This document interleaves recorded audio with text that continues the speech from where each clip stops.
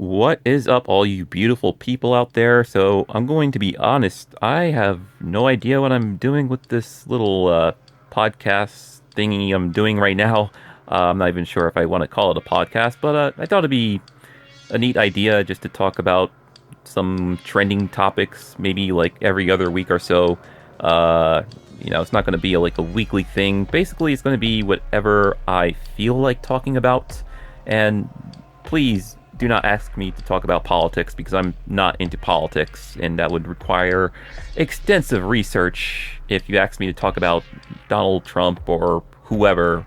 And I hate research because ain't nobody got time for that. exactly. So I had this funny idea planned out in my head at first, like, what if I wore some of the masks that I have and maybe a business suit and try to make this whole thing look like I'm reporting the news to you guys, and it'll be super funny and everything. But then I said, what's the point? What's the point of putting so much effort into something that will most likely get only like 20 views and no likes, or maybe one like? And just keeping things simple will be a lot less stressful, I think. That's why there's only an image of Goku on the screen with the name of the topics that I plan on talking about, because there's nothing more depressing than putting a crapload of effort into your videos and it's not being seen by a lot of people and nobody's liking it, or people are either disliking it, whatever. So it's not like it matters to me anyways, because I never planned to be famous when I started out on YouTube. That's why I never sold out or anything. That's why I don't have any sponsors, because people with sponsors, they have to be like bubbly clean. They have to worry what they say on camera or else they'll get in trouble. No, not me. I want to be free like the wolf. Well, I don't want to be a wolf. I want to be a dragon. Can somebody make me a dragon? So anyways, weekly topics. Oh yeah, by the way, if or when I decide to do any more of these videos, they are going to be under 10 minutes long. I feel like anything longer than 10 minutes will be too long, so, short, simple, to the point. So first topic on the list here I want to talk about is Resident Evil 7. Resident Evil is finally scary again. I don't know how Capcom did it, but they have redeemed the Resident Evil franchise, considering that 5 and 6 were drastically different. They were action horror, but I would say more action than horror because I did not find them scary at all. And 7, I feel like they could have called 7 something else instead of, making it part of the ongoing series. They could have easily gotten away with giving this a different title, like, I don't know, Resident Evil Code Veronica 2 or something. But I think it was a smart move putting the number 7 on the box and saying, hey, we have a brand new Resident Evil game. And holy shit, man, there was a few times I almost had a heart attack in this game, like, no joke. It was super stressful because I started playing on the hardest difficulty, which is called Madhouse difficulty. Now, I pre-ordered the game, and I got a few codes, and I think one of the codes unlocked the hardest difficulty right from the start.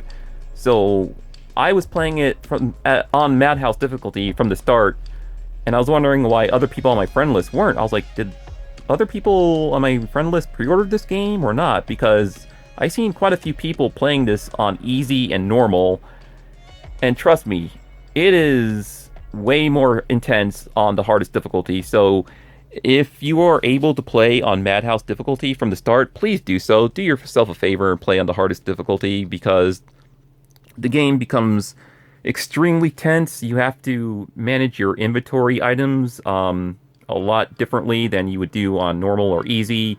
Also, the save points, you only get like 3 cassette tapes at every save point, just like with the old school ink ribbons in the older Resident Evil games.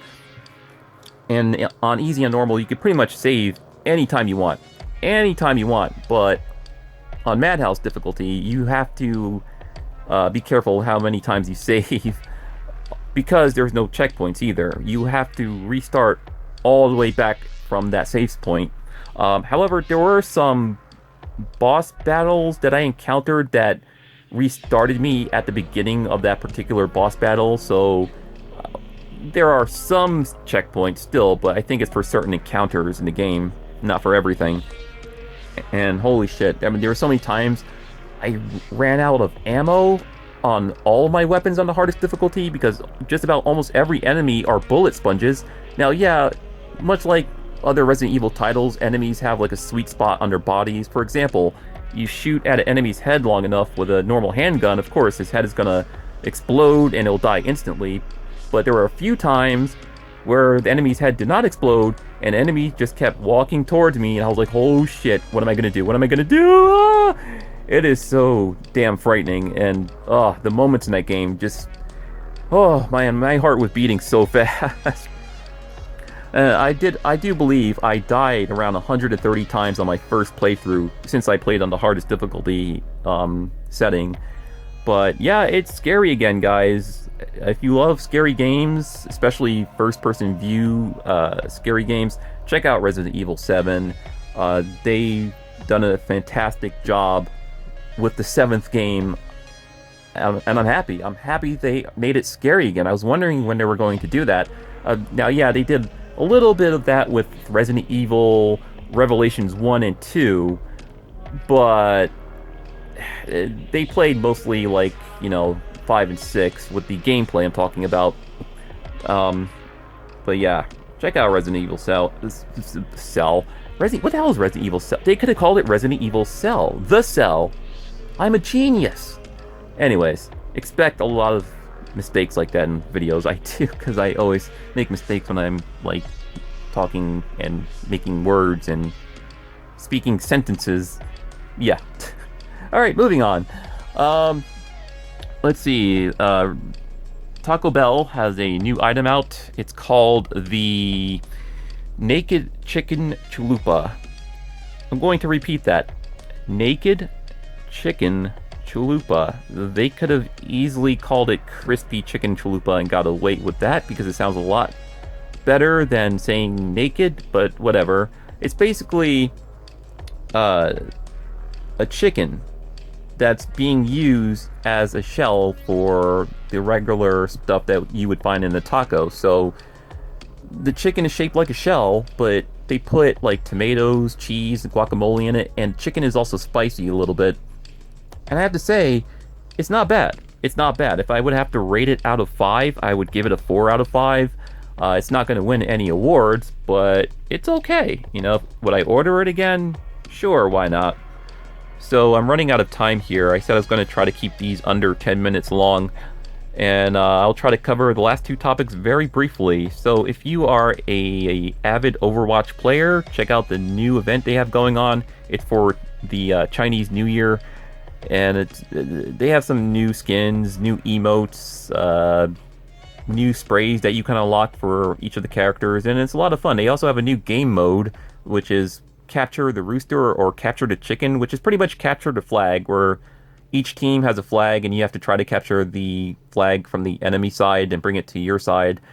I have to say that mode is one big clusterfuck. It really is. So just stick with the normal arcade modes or quick play or competitive or whatever floats your boat.